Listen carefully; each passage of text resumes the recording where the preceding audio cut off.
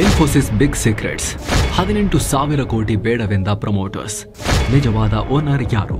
Hi friends, ಮಸ್ತ್ಮಗ.comಗೆ ಸ್ವಾಗತ. ನಾನು ಅಮರ್ ಪ್ರಸಾದ್. ಸ್ನೇಹಿತರೆ, ಪ್ರತಿದಿನ ಸ್ಟಾಕ್ ಮಾರ್ಕೆಟ್ ಕ್ಲೋಸ್ ಆಗ್ತಿದ್ದ ಹಾಗೆ ಹಸಿರು ಕೆಂಪು ಬಣ್ಣದ ನಂಬರ್ಗಳು ಸೈಲೆಂಟ್ ಆಗ್ತಿದ್ದಂತೆ ಬೆಂಗಳೂರಿನ ಎಲೆಕ್ಟ್ರಾನಿಕ್ ಸಿಟಿಯ ಯಾವುದೇ ಒಂದು ಮೂಲೆಯ ಯಾವುದೋ ಒಂದು ಗಾಜಿನ ಬಿಲ್ಡಿಂಗ್ನಲ್ಲಿ ಕಾರ್ಪೊರೇಟ್ ಪವರ್ ಗೇಮ್ ಶುರುವಾಗುತ್ತೆ. AC ಕ್ಯಾಬಿನ್ ಒಳಗೆ ಕೂತಿರೋ ದೈತ್ಯ ಟೆಕ್ ಕಲಿಗಳ ನಡುವೆ ಅಂಕಿ ಸಂಖ್ಯೆಗಳ ಡಿಸ್ಕಷನ್ ಶುರುವಾಗುತ್ತೆ. 16 ಡಾಕ್ಯುಮೆಂಟ್ಗಳಿಗೆ ಸಹಿ ಬಿದ್ದು ಸೀಲ್ ಬಿದ್ದು ಲಕ್ಷಾಂತರ ಜನರ ಹಣೆ ಬರಹ ಡಿಸೈಡ್ ಆಗುತ್ತೆ. ಎಸ್ ಸ್ನೇಹಿತರೆ, ನಾವಿವತ್ತು ಮಾತನಾಡ್ತಿರೋದು ಭಾರತದ IT ಕ್ರಾಂತಿಯ ಹೆಮ್ಮೆಯ ಕಂಪನಿ ಇನ್ಫೋಸಿಸ್ ಬಗ್ಗೆ. ಇನ್ಫೋಸಿಸ್ ಕಂಪನಿಯ ಪವರ್ ಗೇಮ್ ಬಗ್ಗೆ. ಇತ್ತೀಚೆಗೆ ಇನ್ಫೋಸಿಸ್ನ ಒಂದೇ ಒಂದು ನಡೆಗೆ, ಕಂಪನಿ ಪ್ರಮೋಟರ್ಗಳ ಒಂದು ನಿರ್ಧಾರಕ್ಕೆ ಮುಂಬೈನ ದಲಾಲ್ ಸ್ಟ್ರೀಟ್ ಶೇಕ್ ಆಗಿದೆ. ಸ್ಟಾಕ್ ಮಾರ್ಕೆಟ್ನಲ್ಲಿ ಧೂಳೆದ್ದಿದೆ. ಅಸಲಿಗೆ ಏನದು ನಿರ್ಧಾರ? ಆ ನಿರ್ಧಾರ ತಗೊಂಡಿದ್ದು ಯಾರು? ಇನ್ಫೋಸಿಸ್ನ ಓನರ್ ಅಂದ ತಕ್ಷಣ ನಾರಾಯಣ ಮೂರ್ತಿ ದಂಪತಿ ನೆನಪಾಗ್ತಾರೆ. ನಾರಾಯಣ ಮೂರ್ತಿ, ಸುಧಾಮೂರ್ತಿ ಅವರು ನೆನಪಾಗ್ತಾರೆ. ಆದರೆ ಇನ್ಫೋಸಿಸ್ನ ನಿಜವಾದ ಪವರ್ ಹೌಸ್ ಯಾರು? ಸುಧಾಮೂರ್ತಿಗಿಂತಲೂ ಪವರ್ಫುಲ್ ಸುಧಾ ಯಾರು? ಎಸ್, ಅವ್ರ ಹೆಸರು ಕೂಡ ಸುಧಾನೆ. ಸುಧಾಮೂರ್ತಿ ಅಲ್ಲ, ಯಾರವರು? ಇನ್ನೊಂದು ಸುಧಾ. ಹೀಗೆ ಸಾಕಷ್ಟು ಇನ್ಫೋಸಿಸ್ನ ಸೀಕ್ರೆಟ್ಸನ್ನು ಈ ವರದಿಯಲ್ಲಿ ಅರ್ಥ ಮಾಡ್ಕೊಳ್ತಾ ಹೋಗೋಣ. ಬಿಸ್ನೆಸ್ ಥ್ರಿಲ್ಲರ್ ರಿಪೋರ್ಟ್ ಇದು. ಕಡೆ ತನಕ ಮಿಸ್ ಮಾಡಿದೆ ನೋಡಿ. ಇನ್ಫೋಸಿಸ್ ದೊಡ್ಡ ಹೆಜ್ಜೆ, ಶೇರ್ ಬೈಬ್ಯಾಕ್ ಬೇಡವೆಂದ ಮೂರ್ತಿ ಫ್ಯಾಮಿಲಿ. ಸ್ನೇಹಿತರೆ, ಕಂಡು ಕೇಳರಿಯದಂತಹ ಹೊಡೆತ ತಿಂದಿದ್ದ ಭಾರತದ IT ಸೆಕ್ಟರ್ಗೆ ಇದ್ದಕ್ಕಿದ್ದಂತೆ ಚೈತನ್ಯ ಬಂತು. ದೀಪಾವಳಿ ರಜೆ ಮುಗಿದು ಸ್ಟಾಕ್ ಮಾರ್ಕೆಟ್ ಓಪನ್ ಆಗ್ತಿದ್ದ ಹಾಗೆ ಇನ್ಫೋಸಿಸ್ ಷೇರುಗಳು ರೊಚ್ಚಿಗೆದ್ದು ನುಗ್ಗಿವೆ. ಒಂದೇ ದಿನ ಬರೋಬ್ಬರಿ 4% ಲಾಭ ಗಳಿಸಿ ಸೆನ್ಸೆಕ್ಸ್ ಓಟಕ್ಕೆ ಬಲ ತುಂಬಿವೆ. ಇದಕ್ಕೆ ಕಾರಣ ಇನ್ಫೋಸಿಸ್ ಪ್ರಮೋಟರ್ಗಳು, ಅಂದರೆ ದೊಡ್ಡ ಶೇರ್ ಹೋಲ್ಡರ್ಗಳ ಅದೊಂದು ಮೂವ್. ಅಕ್ಟೋಬರ್ 23ನೇ ತಾರೀಕು ಇನ್ಫೋಸಿಸ್ ಪ್ರಮೋಟರ್ಗಳು, ಅಂದರೆ ಇನ್ಫೋಸಿಸ್ ಸಹ ಸಂಸ್ಥಾಪಕ ನಾರಾಯಣ ಮೂರ್ತಿ, ಪತ್ನಿ ಸುಧಾಮೂರ್ತಿ, ನಂದನ್ ನೀಲೇಕಣಿ ಸೇರಿದ ಹಾಗೆ ಎಲ್ಲ ಪ್ರಮೋಟರ್ಗಳು ಬರೋಬ್ಬರಿ 18,000 ಕೋಟಿ ರೂಪಾಯಿ ಮೌಲ್ಯದ ಶೇರ್ ಬೈಬ್ಯಾಕ್ ಪ್ರೋಗ್ರಾಂನಿಂದ ಹಿಂದೆ ಸರಿದ್ರು. ತಮ್ಮ ಕಂಪನಿಯ ಶೇರ್ ಬೈಬ್ಯಾಕ್ ಪ್ರೋಗ್ರಾಂನಿಂದ ತಾವೇ ಹಿಂಸರಿದಿದ್ದಾರೆ. ಹಾಗಂದ್ರೇನು? ಅಸಲಿಗೆ ಬೈಬ್ಯಾಕ್ ಪ್ರೋಗ್ರಾಮ್ ಅಂದ್ರೇನು ಎಲ್ಲವನ್ನ ಎಕ್ಸ್ಪ್ಲೇನ್ ಮಾಡ್ತೀವಿ ನೋಡಿ. ಏನಿದು ಬೈಬ್ಯಾಕ್ ಪ್ರೋಗ್ರಾಮ್? ಬೈಬ್ಯಾಕ್ ಪ್ರೋಗ್ರಾಮ್ ಅಂದರೆ ಇವಾಗಷ್ಟೇ ಹೇಳಿದ ಹಾಗೆ ಸ್ಟಾಕ್ ಮಾರ್ಕೆಟ್ನಲ್ಲಿ ಲಿಸ್ಟ್ ಆಗಿರೋ ಒಂದು ಕಂಪನಿ ತನ್ನ ಷೇರುಗಳನ್ನು ತಾನೇ ವಾಪಸ್ ಖರೀದಿ ಮಾಡೋದು. ಅದು ಹೇಗೆ ಸಾಧ್ಯ ಅಂತ ನಿಮಗೆ ಅನಿಸ್ಬೋದು. ಸ್ನೇಹಿತರೆ, ಯಾವುದೇ ಒಂದು ಲಿಸ್ಟೆಡ್ ಪಬ್ಲಿಕ್ ಕಂಪನಿಯಲ್ಲಿ ಹೆಚ್ಚಿನ ಷೇರುಗಳು ಪ್ರಮೋಟರ್ಗಳ ಕೈಲಿಟ್ಕೊಂಡಿರ್ಬೋದು. ಅವರು ಪ್ರಮೋಟರ್ಸ್ ಅಂದರೆ ಕಂಪನಿಯ ಸಂಸ್ಥಾಪಕರಾಗಿರ್ಬೋದು, ಅವರ ಫ್ಯಾಮಿಲಿಯವರಾಗಿರ್ಬೋದು, ಅಥವಾ ಗ್ರೂಪ್ ಆಫ್ ಪೀಪಲ್ ಆಗಿರ್ಬೋದು. ಉದಾಹರಣೆಗೆ ನಾರಾಯಣ ಮೂರ್ತಿ ಅವರು, ಸುಧಾಮೂರ್ತಿ ಅವರು, ಅವ್ರ ಮಕ್ಕಳಾಗಿರ್ಬೋದು, ನಂದನ್ ನೀಲೇಕಣಿ, ಕ್ರಿಸ್ ಗೋಪಾಲಕೃಷ್ಣನ್, ಸುಧಾ ಗೋಪಾಲಕೃಷ್ಣನ್. ಹೀಗೆ ಪ್ರಮೋಟರ್ಗಳ ಕೈಯಲ್ಲಿ ಪರ್ಸೆಂಟೇಜ್ ಲೆಕ್ಕದಲ್ಲಿ ಒಂದಷ್ಟು ಶೇರ್ಸ್ ಅವರು ಇಟ್ಕೊಂಡಿರ್ಬೋದು. 1% ಆದರೂ ಕೋಟ್ಯಂತರ ಸಂಖ್ಯೆಯಲ್ಲಿ ಇಂಡಿವಿಜುವಲ್ ಶೇರ್ಸ್ ಇರ್ತವೆ. ಅವುಗಳ ವ್ಯಾಲ್ಯೂ 16,000 ಕೋಟಿನೂ ಆಗ್ಬೋದು ಕಂಪನಿ ಸೈಜ್ ಮೇಲೆ. ಇನ್ಫೋಸಿಸ್ ವಿಚಾರಕ್ಕೆ ನಾವು ಬಂದರೆ ಸುಮಾರು 14.30% ಶೇರುಗಳು ಪ್ರಮೋಟರ್ ಹಾಗೂ ಪ್ರಮೋಟರ್ ಗ್ರೂಪ್ಸ್ ಕೈಯಲ್ಲಿವೆ. ಉಳಿದ 85.46% ಶೇರುಗಳು ಪಬ್ಲಿಕ್ ಜನರ ಕೈಯಲ್ಲಿವೆ. ಜನರೇ ಅತಿ ದೊಡ್ಡ ಶೇರ್ ಹೋಲ್ಡರ್ಸ್, ಜನರು ಮತ್ತು ಇನ್ಸ್ಟಿಟ್ಯೂಷನಲ್ ಇನ್ವೆಸ್ಟರ್ಸ್, ಬೇರೆ ಹೂಡಿಕೆದಾರರು. ಇಲ್ಲಿ ಬೈಬ್ಯಾಕ್ ಪ್ರೋಗ್ರಾಮ್ ಅಂದ್ರೆ ಏನು ಅಂತ ಹೇಳಿದ್ರೆ ಸ್ನೇಹಿತರೆ, ಇನ್ಫೋಸಿಸ್ ಒಂದು ಕಂಪನಿ. ಈ ವ್ಯಕ್ತಿಗಳನ್ನು ಬಿಡಿ, ಪ್ರಮೋಟರ್ ಗ್ರೂಪ್ ಬಿಡಿ, ಇಂಡಿವಿಜುವಲ್ ಷೇರುದಾರರನ್ನ ಬಿಡಿ, ಇನ್ಸ್ಟಿಟ್ಯೂಷನಲ್ ಇನ್ವೆಸ್ಟರ್ಸ್ ಬಿಡಿ, ಇವರೆಲ್ಲ ಶೇರ್ ಹೋಲ್ಡರ್ಸ್ ಅಲ್ವಾ? ಯಾವುದ್ರದ್ದು? ಇನ್ಫೋಸಿಸ್ ಅನ್ನೋ ಕಂಪನಿದು. ಆದರೆ ಅಕೌಂಟಲ್ಲಿ ಈಗ ದುಡ್ಡಿದೆ ಅಂತ ಅನ್ಕೊಳ್ಳಿ, ಒಂದು 18,000 ಕೋಟಿ. ಇವಾಗಿನ ಎಕ್ಸಾಂಪಲ್ ತೊಗೊಂಡ್ರೆ ಒಂದು 18,000 ಕೋಟಿ ರೂಪಾಯಿ ಇದೆ, ಕ್ಯಾಶ್ ಇದೆ, ಅಕೌಂಟಲ್ಲಿ ಬಿದ್ದಿದೆ.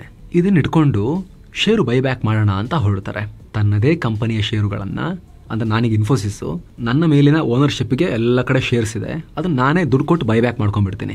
ಆ ರೀತಿ ಉದಾಹರಣೆಗೆ ಈಗ 18,000 ಕೋಟಿ ರೂಪಾಯಿ ದುಡ್ಡು ಚೆಲ್ಲಿ ಇನ್ಫೋಸಿಸ್ ಅನ್ನೋ ಕಂಪನಿ ಶೇರುಗಳನ್ನು ಬೈಬ್ಯಾಕ್ ಮಾಡ್ತೀವಿ, ಒಂದೊಂದು ಶೇರಿಗೆ ಇಷ್ಟಿಷ್ಟು ರೇಟ್ ಕೊಡ್ತೀವಿ ಅಂಥೇಳಿ. ಉದಾಹರಣೆಗೆ ಮಾರ್ಕೆಟ್ ಪ್ರೈಸ್ಗಿಂತ ಒಂಚೂರು ಜಾಸ್ತಿನೇ ತಗೊಳ್ತಾರೆ ಬೈಬ್ಯಾಕ್ ಇದ್ದಾಗ, ಹೂಡಿಕೆದಾರರಿಗೆ ದುಡ್ಡು ಸಿಗಲಿ ಅಂಥೇಳಿ. ಅವ್ರು ತಗೊಳ್ತಾರೆ, ದುಡ್ಡು ಕೊಡ್ತಾರೆ, ಆ ಶೇರುಗಳನ್ನು ವಾಪಸ್ ತಗೊಳ್ತಾರೆ, ಕಂಪನಿ ವಾಪಸ್ ತಗೊಳುತ್ತೆ. ಯಾವುದೇ ಗ್ರೂಪ್ ಅಲ್ಲ, ಯಾವುದೇ ವ್ಯಕ್ತಿ ಅಲ್ಲ, ಕಂಪನಿ ವಾಪಸ್ ತಗೊಳುತ್ತೆ. ಕಂಪನಿ ಶೇರ್ ವಾಪಸ್ ತಗೊಂಡು ಏನು ಮಾಡುತ್ತೆ ನೀವು ಕೇಳ್ಬೋದು. ಏನೂ ಮಾಡಲ್ಲ. ಆ ಕ್ಯಾಶ್ 18,000 ಕೋಟಿ ಇರುತ್ತಲ್ಲ, ಅದು ಡಿಸ್ಟ್ರಿಬ್ಯೂಟ್ ಆಗಲಿ ಷೇರುದಾರರಿಗೆ ಅಂತ ಒಂದು ಪ್ರೊಸೀಜರ್ ಅಷ್ಟೇ. ಅದು ಈಗಿರೋ ಮಾರ್ಕೆಟ್ ಬೆಲೆಗಿಂತ ಜಾಸ್ತಿ ಬೆಲೆಗೆ ವ್ಯಾಪಾರ ಆಗಿ ಷೇರುದಾರಿಗೆ ಲಾಭ ಆಗಲಿ ಅಂತ. ಕಂಪನಿ ತನ್ನ ಶೇರ್ ತಾನು ವಾಪಸ್ ತಗೊಂಡು ಏನು ಮಾಡುತ್ತೆ? ಏನಿಲ್ಲ, ಆ ಬೈಬ್ಯಾಕ್ ಆಗಿರೋ ಶೇರ್ಗಳು ಕ್ಯಾನ್ಸಲ್ ಆಗ್ತವೆ ಆ ಶೇರುಗಳು. ಉದಾಹರಣೆಗೆ ಆಗಲೇ ಹೇಳಿದ ಹಾಗೆ ಇನ್ಫೋಸಿಸ್ನಲ್ಲಿ 14 ಪಾಯಿಂಟ್ ಸಮಥಿಂಗ್ ಚೇಂಜ್ ನಿಮ್ಮ ಸ್ಕ್ರೀನಲ್ಲಿ ನೋಡ್ತಾ ಇದ್ದೀರಿ ಪ್ರಮೋಟರ್ಸ್ ಗ್ರೂಪ್ನ ಶೇರುಗಳಿದಾವೆ. ಸುಮಾರು 85%ನಷ್ಟು ಜನರು, ಬೇರೆ ಬೇರೆ ಕಂಪನಿಗಳು, ಅವರು ಶೇರ್ ಹೋಲ್ಡರ್ಸ್ ಇದ್ದಾರೆ ಇನ್ಫೋಸಿಸ್ನಲ್ಲಿ ಅಲ್ವಾ? ಇವಾಗ ಏನಾಗುತ್ತೆ, ಇನ್ಫೋಸಿಸ್ ಅನ್ನೋ ಕಂಪನಿ 18,000 ಕೋಟಿಯ ಶೇರುಗಳನ್ನು ನಾವು ಬೈಬ್ಯಾಕ್ ಮಾಡ್ತೀವಿ ಅಂತ ಹೊರಟಾಗ, ಉದಾಹರಣೆಗೆ ಫಾರ್ ಎಕ್ಸಾಂಪಲ್ ನಿಮ್ಗೊಂದು ರೆಫರೆನ್ಸಿಗೆ ಹೇಳಬೇಕು ಅಂತ ಹೇಳಿದ್ರೆ, ಒಂದು 2% ಶೇರುಗಳನ್ನು ಬೈಬ್ಯಾಕ್ ಮಾಡ್ತೀವಿ 18,000 ಕೋಟಿ ರೂಪಾಯಿ ಕೊಟ್ಟು ಅಂತ ಅನ್ಕೊಳ್ತಾರೆ ಅಂತ ಅನ್ಕೊಳ್ಳಿ. ಸುಮ್ಮನೆ ನಿಮಗೊಂದು ಐಡಿಯಾಗೆ ಹೇಳ್ತಿರೋದಷ್ಟೇ, ಇದು ಫಿಗರ್ಸ್ ಏನಾದರೂ ಇರ್ಬೋದು. ಅವಾಗ ಏನಾಗುತ್ತೆ, ಮಾರ್ಕೆಟ್ ಅಲ್ಲಿ ಓವರ್ ಆಲ್ ಇರೋ ಶೇರುಗಳ ಸಂಖ್ಯೆ ಕಮ್ಮಿ ಆಗುತ್ತೆ. ಮಾರ್ದವರಿಗೆ ಮಾರ್ಕೆಟ್ ಪ್ರೈಸ್ಗಿಂತ ಜಾಸ್ತಿ ದುಡ್ಡು ಸಿಗುತ್ತೆ. ಯಾರೆಲ್ಲ ಮಾರಿ ಲಾಭ ಮಾಡ್ಕೋಬೇಕಂತ ಹೊರಟಿರ್ತಾರೆ ಅವ್ರಿಗೆ ಮಾರ್ಕೆಟ್ ಪ್ರೈಸ್ಗಿಂತ ಎಕ್ಸ್ಟ್ರಾ ಪ್ರೀಮಿಯಂ ಸಿಗುತ್ತೆ. ಅವ್ರು ಸೇಲ್ ಮಾಡ್ಕೊಂಡು ದುಡ್ಡು ಮಾಡ್ಕೊಳ್ತಾರೆ, ಕಂಪನಿಗೆ ಸೇಲ್ ಮಾಡಿಕೊಂಡು. ಉಳಿದವ್ರಿಗೂ ಲಾಭನೇ. ಯಾಕೆ ಅಂತ ಹೇಳಿದ್ರೆ ಮಾರ್ಕೆಟ್ನಲ್ಲಿರೋ ಓವರ್ ಆಲ್ ಇನ್ಫೋಸಿಸ್ ಷೇರುಗಳ ಸಂಖ್ಯೆನೇ ಕಮ್ಮಿ ಆಗುತ್ತೆ, ಸಪ್ಲೈನೇ ಕಮ್ಮಿ ಆಗುತ್ತೆ. ಆವಾಗ ಮುಂಚೆ ಉದಾಹರಣೆಗೆ ಒಂದು ಶೇರಿಗೆ 1500 ರೂಪಾಯಿ ಇತ್ತು, ಮಾರ್ಕೆಟಲ್ಲಿ 1 ಕೋಟಿ ಷೇರುಗಳಿದ್ವು ಅಂತ ಹೇಳಿದ್ರೆ ಈಗ ಏನಾಗುತ್ತೆ, ಷೇರುಗಳ ಸಂಖ್ಯೆನೇ ಕಮ್ಮಿ ಆಗೋದ್ರಿಂದ, ಓವರ್ ಆಲ್ ಷೇರುಗಳ ಸಂಖ್ಯೆನೇ ಕಮ್ಮಿ ಆಗೋದ್ರಿಂದ ಯಾರ ಹತ್ರ ಉಳ್ಕೊಂಡಿರುತ್ತೋ ಷೇರುಗಳು ಅವರ ಷೇರುಗಳಿಗೆ ವ್ಯಾಲ್ಯೂ ಜಾಸ್ತಿ ಬರುತ್ತೆ, ಮೌಲ್ಯ ಜಾಸ್ತಿ ಆಗುತ್ತೆ ಅನ್ನೋ ಒಂದು ಲೆಕ್ಕಾಚಾರ ಕೂಡ ಇರುತ್ತೆ. ಮಾರದವ್ರಿಗೂ ಲಾಭ, ಯಾರೆಲ್ಲ ಉಳಿಸ್ಕೊಂಡಿರ್ತಾರೆ ಅವರಿಗೂ ಲಾಭ ಅನ್ನೋ ಲೆಕ್ಕಾಚಾರ. ಈಗ ಅರ್ಥ ಆಗಿರ್ಬೋದು ಸ್ನೇಹಿತರೆ ನಿಮಗೆ ಬೈಬ್ಯಾಕ್ ಅಂದ್ರೆ ಏನು ಅಂತ.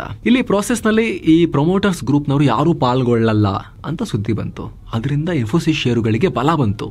ಇದು ಯಾಕೆ ಅನ್ನೋ ಪ್ರಶ್ನೆ ಕೂಡ ನಿಮಗೆ ಕಾಡ್ಬೋದು. 18,000 ಕೋಟಿ ರೂಪಾಯಿ ಕಂಪನಿ ದುಡ್ಡು ಚೆಲ್ತಾ ಇದೆ, ಇವರು ಕೂಡ ಒಂದಷ್ಟು ಷೇರುಗಳನ್ನ ಮಾರ್ಬಿಟ್ಟು ಲಾಭ ಮಾಡ್ಕೋಬಹುದಲ್ಲ, ಇವ್ರು ಯಾಕೆ ಪಾಲ್ಗೊಳ್ತಿಲ್ಲ ಅನ್ನೋ ಪ್ರಶ್ನೆ ನಿಮಗೆ ಕಾಡಬಹುದು. ಅವ್ರು ಪಾಲ್ಗೊಳ್ಳಿಲ್ಲ ಅಂತ ಹೇಳಿದ್ರು ಕೂಡ ಅದರಲ್ಲಿ ಬೈಬ್ಯಾಕ್ನಲ್ಲಿ ಅವ್ರು ಸೇಲ್ ಮಾಡ್ತಿಲ್ಲ ಅಂದ್ರೂ ಕೂಡ ಪ್ರಮೋಟರ್ ಗ್ರೂಪ್ನವರು ಕಂಪನಿ ಷೇರುಗಳು ಯಾಕೆ ಮೇಲಕ್ಕೆ ಹೋದ್ವು ಅನ್ನೋ ಪ್ರಶ್ನೆ ಬರ್ಬೋದು. ಅದನ್ನು ಕೂಡ ನಿಮಗೆ ಎಕ್ಸ್ಪ್ಲೇನ್ ಮಾಡ್ತೀವಿ ಸ್ನೇಹಿತರೆ. ಒಂದಷ್ಟು ಆಲ್ರೆಡಿ ಹೇಳಿದ್ದೀವಿ, ಇನ್ನು ಸ್ವಲ್ಪ ಹೇಳೋದು ಬಾಕಿ ಇದೆ. ಅದಕ್ಕಿಂತ ಮುಂಚೆ ಒಂದು ಇಂಪಾರ್ಟೆಂಟ್ ವಿಚಾರ ಸ್ನೇಹಿತರೆ, ಟರ್ಮ್ ಇನ್ಶೂರೆನ್ಸ್ ಮತ್ತು ಹೆಲ್ತ್ ಇನ್ಶೂರೆನ್ಸ್ ಪ್ರತಿಯೊಬ್ಬರು ಮಾಡಿಸಲೇಬೇಕಾಗಿರೋ ಬೇಸಿಕ್ ಪ್ರೊಟೆಕ್ಷನ್ ಪ್ಲಾನ್ಸ್. ಯಾವುದೇ ಫಿನಾನ್ಷಿಯಲ್ ಅಡ್ವೈಸರ್ ಹತ್ರ ಹೋದ್ರೂ ಕೂಡ ಇನ್ವೆಸ್ಟ್ಮೆಂಟ್ ಪ್ಲಾನ್ ಕೇಳಕ್ ಹೋದ್ರು ಮೊದಲು ಇನ್ಶೂರೆನ್ಸ್ ಮಾಡಿಸ್ಕೊಂಡಿದ್ದೀರಾ ಅಂತ ಕೇಳ್ತಾರೆ, ಟರ್ಮ್ ಮತ್ತು ಹೆಲ್ತ್ ಇನ್ಶೂರೆನ್ಸ್ ಅಂತ. ಯಾಕಂದರೆ ಇವುಗಳಿಂದ ಪ್ರತಿಯೊಬ್ಬರಿಗೂ ಹೆಲ್ತ್ ಸೆಕ್ಯೂರಿಟಿ ಮತ್ತು ಲೈಫ್ ಸೆಕ್ಯೂರಿಟಿ ಸಿಗುತ್ತೆ ಫ್ಯಾಮಿಲಿಗೆ. ಮೊದಲು ಹೆಲ್ತ್ ಇನ್ಶೂರೆನ್ಸ್ ಬಗ್ಗೆ ನಿಮಗೆ ಗೊತ್ತಿದೆ, ಹುಷಾರಿಲ್ಲದಾಗ ಹಾಸ್ಪಿಟಲ್ ಬಿಲ್ ದೊಡ್ಡದಾಗಿ ಏನಾದ್ರು ಬಂತು ಅಂತ ಹೇಳಿದ್ರೆ ಹೆಲ್ತ್ ಇನ್ಶೂರೆನ್ಸ್ ಕಂಪನಿ ಕಟ್ಟಬೇಕು ಅಂತ ಮಾಡಿಸೋದೆ ಹೆಲ್ತ್ ಇನ್ಶೂರೆನ್ಸ್. ಲಕ್ಷಾಂತರ ರೂಪಾಯಿ ಸೇವ್ ಮಾಡಬಹುದು ಹಾಸ್ಪಿಟಲ್ ಬಿಲ್ನಲ್ಲಿ. ಅದೇ ರೀತಿ ಕೇವಲ 500-600 ರೂಪಾಯಿ ಪ್ರೀಮಿಯಂನಲ್ಲಿ ಟರ್ಮ್ ಇನ್ಶೂರೆನ್ಸ್ ಮೂಲಕ ನೀವು 1 ಕೋಟಿ ರೂಪಾಯಿವರೆಗೂ ಲೈಫ್ ಕವರ್ ತಗೋಬಹುದು. ಅವಾಗ ಏನಾಗುತ್ತೆ, ದುಡಿತಾ ಇರೋ ವ್ಯಕ್ತಿಗೆ ಏನಾದರೂ ಆಗಿ ಹೆಚ್ಚು ಕಮ್ಮಿ ಆಗಿ ಅವ್ರನ್ನ ಕಳ್ಕೊಂಡ್ರೆ ಫ್ಯಾಮಿಲಿ ಅವರ ಆದಾಯದ ಮೇಲೆ ಡಿಪೆಂಡ್ ಆಗಿರ್ತಾರಲ್ಲ, ಆರ್ಥಿಕವಾಗಿ ದಿಕ್ಕು ತೋಚಲ್ಲ ಅನ್ನೋ ಪರಿಸ್ಥಿತಿಗೆ ಹೋಗಲ್ಲ. ಅವಾಗ ಈ ಟರ್ಮ್ ಇನ್ಶೂರೆನ್ಸ್ನ ಲಮ್ಸಮ್ ಅಮೌಂಟ್ 1 ಕೋಟಿಗೆ ಮಾಡಿಸಿದ್ರೆ 1 ಕೋಟಿ, 2 ಕೋಟಿಗೆ ಮಾಡಿಸಿದ್ರೆ 2 ಕೋಟಿ ಆ ಲಮ್ಸಮ್ ಆಗಿ ಫ್ಯಾಮಿಲಿ ಅವರಿಗೆ ಸಿಗುತ್ತೆ. ಯಂಗ್ ಏಜ್ನಲ್ಲಿ ಜಾಯ್ನ್ ಆಗೋರಿಗೆ ತುಂಬ ಕಮ್ಮಿಗೆ ಪ್ರೀಮಿಯಂ ಲಾಕ್ ಮಾಡ್ಕೋಬಹುದು. ಏಜ್ ಜಾಸ್ತಿ ಆಗ್ತಾ ಹೋದಾಗೂ ಕೂಡ ಪ್ರೀಮಿಯಂ ಕೂಡ ಜಾಸ್ತಿ ಆಗ್ತಾ ಹೋಗುತ್ತೆ. ಇವಾಗಂತೂ GST ತೆಗೆದಿರೋದ್ರಿಂದ ಹೆಲ್ತ್ ಮತ್ತು ಟರ್ಮ್ ಇನ್ಶೂರೆನ್ಸ್ ಎರಡೂ ಕೂಡ ಈಗ ಅಟ್ರಾಕ್ಟಿವ್ ಪ್ರೈಸ್ ನಲ್ಲಿ ಸಿಗ್ತಾ ಇದಾವೆ. ವಿತ್ ಎಕ್ಸ್ಟ್ರಾ ಆನ್ಲೈನ್ ಡಿಸ್ಕೌಂಟ್ ಕೂಡ ಈಗ ನಡೀತಾ ಇದೆ. ಅದನ್ನು ಕೂಡ ಅಲ್ಲೇ ಮೆನ್ಷನ್ ಮಾಡಿರ್ತೀವಿ ಲಿಂಕ್ ಮೇಲೆ ಎಷ್ಟು ಡಿಸ್ಕೌಂಟ್ ಇದೆ ಅಂತ. So GST benefit, extra online discount ಎಲ್ಲ ಸೇರಿ ಅಟ್ರಾಕ್ಟಿವ್ ಪ್ರೈಸ್ ನಲ್ಲಿ ಲಾಕ್ ಮಾಡ್ಕೊಳ್ಳೋಕೆ ರೈಟ್ ಟೈಮ್. ಆಸಕ್ತರು ಡಿಸ್ಕ್ರಿಪ್ಷನ್ ಮತ್ತು ಪಿನ್ ಮಾಡಿರೋ ಕಾಮೆಂಟ್ ಅನ್ನು ಚೆಕ್ ಮಾಡಬಹುದು. ಬನ್ನೀಗ ಕಂಟಿನ್ಯೂ ಮಾಡೋಣ. ಎಸ್, ಇವಾಗ ಸ್ಟೋರಿಗೆ ವಾಪಸ್ ಬರೋಣ. 18,000 ಕೋಟಿಯ ಬೈಬ್ಯಾಕ್ ನಲ್ಲಿ ಪ್ರೊಮೋಟರ್ಸ್ ಗ್ರೂಪ್ ಯಾಕೆ ಪಾಲ್ಗೊಂಡಿಲ್ಲ, ಇದರಿಂದ ಮಾರ್ಕೆಟ್ ಯಾಕೆ ಖುಷಿ ಆಗಿದೆ, ಇನ್ಫೋಸಿಸ್ ಷೇರುಗಳು ಯಾಕೆ ಜಂಪ್ ಆಗಿದಾವೆ ಅಂತ. ಉದಾಹರಣೆಗೆ ಸ್ನೇಹಿತರೆ 100 ಕೋಟಿ ಷೇರುಗಳಿದಾವೆ ಅಂತ ಅನ್ಕೊಳ್ಳಿ. 100 ಕೋಟಿ ಷೇರುಗಳು, ನಂಬರ್ ಆಫ್ ಷೇರುಗಳು, ಅದು 100% ಆಫ್ ಇನ್ಫೋಸಿಸ್ ಅಂತ ಅನ್ಕೊಳ್ಳಿ. ಅದರಲ್ಲಿ 15% ಅಂತ ಅನ್ಕೊಳ್ಳಿ ಪ್ರೊಮೋಟರ್ಸ್ ಗ್ರೂಪ್ ಇದೆ ಅಂತ ಅನ್ಕೊಳ್ಳಿ. ಇನ್ನು 85% ಜನರ ಕೈಲಿ, ಬೇರೆಯವ್ರ ಕೈಲಿ, ಕಂಪನಿಗಳ ಕೈಲಿ ಶೇರ್ಸ್ ಇದೆ ಅಂತ ಅನ್ಕೊಳ್ಳಿ. ಈಗ ಬೈಬ್ಯಾಕ್ ಟೈಮ್ ನಲ್ಲಿ 18,000 ಕೋಟಿ ರೂಪಾಯಿ ಕೊಟ್ಟು ಶೇರುಗಳನ್ನ ಬೈಬ್ಯಾಕ್ ಮಾಡೋ ಟೈಮ್ ನಲ್ಲಿ ಇವರು ಪಾರ್ಟಿಸಿಪೇಟ್ ಮಾಡಿಲ್ಲ ಅಂದ್ರೆ ಪ್ರೊಮೋಟರ್ ಗ್ರೂಪ್ನವರು, ನೀಲಕಣಿ ಫ್ಯಾಮಿಲಿಯವರು, ಸುಧಾಮೂರ್ತಿ, ಇನ್ಫೋಸಿಸ್ ನಾರಾಯಣಮೂರ್ತಿ, ಇವರು ಯಾರು ಕೂಡ, ಕ್ರಿಸ್ ಗೋಪಾಲಕೃಷ್ಣನ್, ಸುಧಾ ಗೋಪಾಲಕೃಷ್ಣನ್ ಯಾರು ಸೇಲ್ ಮಾಡಲಿಲ್ಲ, ಪ್ರೊಮೋಟರ್ಸ್ ಗ್ರೂಪ್ನವರು ಸೇಲ್ ಮಾಡಲಿಲ್ಲ ಅಂತ ಹೇಳಿದ್ರೆ ಇವರ 15% ಹಾಗೆ ಇರುತ್ತೆ. ಉಳಿದ 85% ನಲ್ಲಿ ಡೌನ್ ಆಗುತ್ತಲ್ಲ. ಉದಾಹರಣೆಗೆ 18,000 ಕೋಟಿ ರೂಪಾಯಿ ಕೊಟ್ಟು 5% ತಗೊಂಡ್ಬಿಡ್ತಾರೆ ಅಂತ ಅನ್ಕೊಳ್ಳಿ ಕಂಪನಿಯವರು. ಯಾರು? ವ್ಯಕ್ತಿಗಳಲ್ಲ, ಇನ್ಫೋಸಿಸ್ ಕಂಪನಿ ಆ ಷೇರುಗಳನ್ನ ತಗೊಂಡು ಕ್ಯಾನ್ಸಲ್ ಮಾಡಿಬಿಡುತ್ತೆ, ದುಡ್ಡು ಕೊಡುತ್ತೆ, ಆ ಷೇರುಗಳನ್ನ ಕ್ಯಾನ್ಸಲ್ ಮಾಡಿಬಿಡುತ್ತೆ ಅಂತ ಅನ್ಕೊಳ್ಳಿ. ಅವಾಗ ಏನಾಯ್ತು, ಈಗ ಇವ್ರ ಹತ್ರ 15% ಇದೆ, ಅಲ್ಲಿ 85 ಇದ್ದಿದ್ದು 80ಗೆ ಬಿತ್ತು. ಎಷ್ಟಾಯ್ತು ಅಲ್ಲಿಗೀಗ? ಓವರ್ ಆಲ್ ಷೇರುಗಳ ಸಂಖ್ಯೆ ಕಮ್ಮಿ ಆಯ್ತು. ಇವ್ರ ಹತ್ರ ಮುಂಚೆ 15% ಇದ್ದಿದ್ದು ಈಗ ಇದರ ಪರ್ಸೆಂಟೇಜ್ ಜಾಸ್ತಿ ಆಯ್ತು ಈಗ ಕಂಪನಿಯಲ್ಲಿ, ಅಲ್ವಾ? ಯಾಕಂದ್ರೆ 5% ಹೋಯ್ತಲ್ಲ, ಷೇರುಗಳೇ ಕ್ಯಾನ್ಸಲ್ ಆದವಲ್ಲ.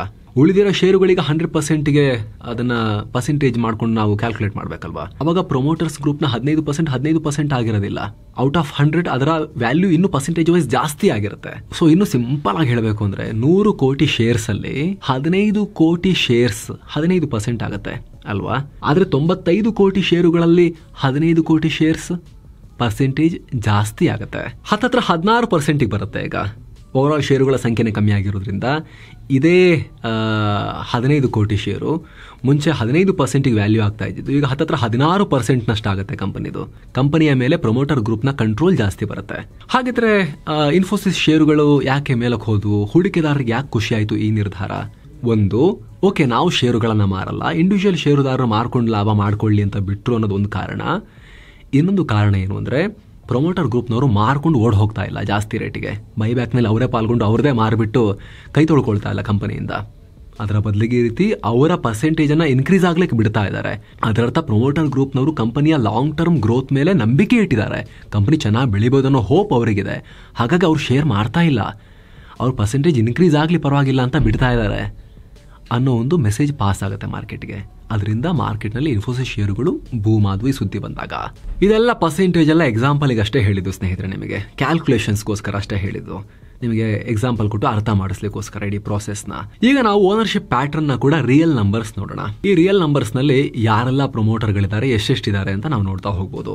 ಸ್ನೇಹಿತರೆ, ನಿಮಗೆ ಅನ್ಸ್ಬೋದು ನಾರಾಯಣಮೂರ್ತಿ ದಂಪತಿನೇ ಬಿಗ್ಗೆಸ್ಟ್ ಪ್ರಮೋಟರ್ಸ್ ಅಂತ.